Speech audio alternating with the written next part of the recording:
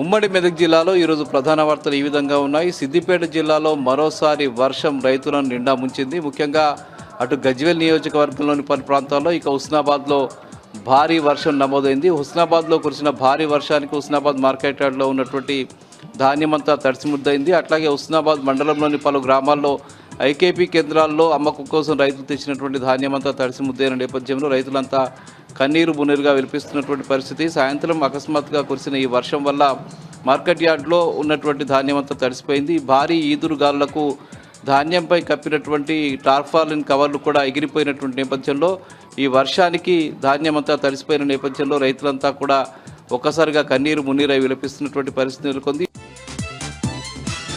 ఇటు గజ్వేల్ నియోజకవర్గ పరిధిలోని గజ్వేల్ మండలం రిమ్మనగూడ ప్రాంతాల్లో వర్షం కురిసింది. అట్లాగే జగదీపూర్ మండలం దాతర్పల్లి తీగురు ప్రాంతాల్లో కూడా వర్షాలు కురిసింది. ఈదురుగాళ్లకు రోడ్లపై చెట్లు విరిగిపడ్డటువంటి పరిస్థితి. అక్కడ ధాన్యం కొనుగోలు కేంద్రాల్లో ఉన్నటువంటి ధాన్యమంతా కూడా తడిసిపోయినటువంటి పరిస్థితి. ఇది పూర్తిగా ప్రభుత్వ నిర్లక్ష్యం వల్ల రైతులకు తీవ్రమైనటువంటి నష్టం కలుగుతుందని చెప్పి రైతులు ఆవేదన వ్యక్తం చేస్తూ ఉన్నారు. గత నెల రోజులుగా ధాన్యం కొనుగోలు కేంద్రాలకు ధాన్యం తెచ్చినప్పటికీ కూడా ఇప్పటి వరకు కూడా సరైన పద్ధతిలో కొనుగోలు జరపకపోవడం వల్ల కొనుగోలులో జరుగుతున్నటువంటి జాప్యం ఫలితంగా అకస్మాత్తుగా కురుస్తున్నటువంటి అకాల వర్షాలకు ధాన్యమంతా తడిసి ముద్దవుతున్నదని, ఇది పూర్తిగా ప్రభుత్వమే దీనికి బాధ్యత వహించాలని చెప్పి రైతులంతా కూడా చెప్తూ ఉన్నారు. తడిసిన ధాన్యానంతా కూడా తక్షణమే కొనుగోలు చేయాలని, మద్దతు ధర ఇవ్వాలని చెప్పి రైతులంతా డిమాండ్ చేస్తున్నటువంటి పరిస్థితి సిద్దిపేట జిల్లా వ్యాప్తంగా కనిపిస్తూ ఉన్నది.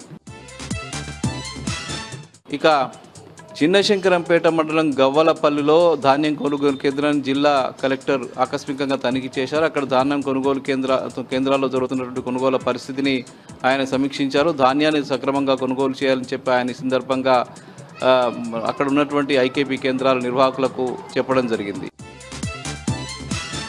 ఇక సంగారెడ్డి జిల్లా వార్తలు వచ్చేసరికి సంగారెడ్డి జిల్లా గుమ్మడిదలలో డంప్ యార్డుకు వ్యతిరేకంగా పెద్ద ఎత్తున ఆందోళన కొనసాగుతూ ఉన్నది. దాదాపు 96-97 రోజులుగా ఈ ప్రాంతంలో ఆందోళన కొనసాగుతున్న విషయం తెలిసిందే. ముఖ్యంగా డంప్ యార్డుకు వ్యతిరేకంగా ప్యారానగర్, నల్లవెల్లి ప్రాంతాలకు సంబంధించిన ప్రజలంతా కూడా దీక్షలు కొనసాగిస్తూ ఉన్నారు.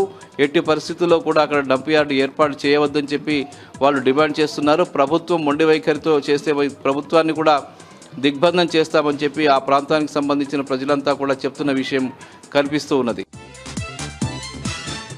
ఇక జిన్నారం మండలం మాదానం గ్రామంలో బీఆర్ఎస్ పార్టీ యువజన విభాగం ఆధ్వర్యంలో ఇటీవల పాకిస్తాన్ యుద్ధంలో మరణించినటువంటి భారతదేశానికి సంబంధించిన సైనికుడు మురళీ నాయక్ ఘనంగా నివాళులర్పించారు. ఆ సైనికుని ధైర్య సాహసాలకు వాళ్ళు ఈ సందర్భంగా కొనియాడడం జరిగింది. అట్లాగే ఆయనకు ఘనంగా నివాళులర్పించడం జరిగింది.